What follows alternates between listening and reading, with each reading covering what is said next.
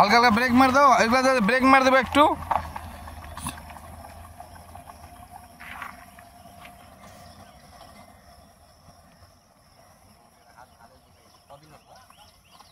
সাত আট দিন হবে।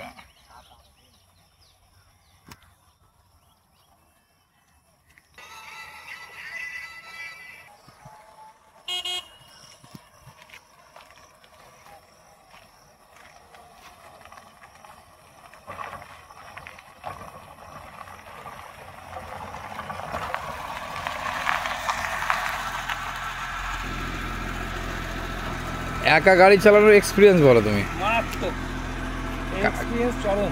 আমি কালকেই দিতাম তোমাকে, কিন্তু কালকে দিলাম না, আমি দেখলাম একদিন ওয়েট করলে, কালকে আমি দেখে নিলাম পুরো হাত, আজকে দিলাম। ভালো লাগলো কিনা? দারুণ লাগলো, দারুণ লাগলো, সত্যি খুব ভালো এক্সপিরিয়েন্স।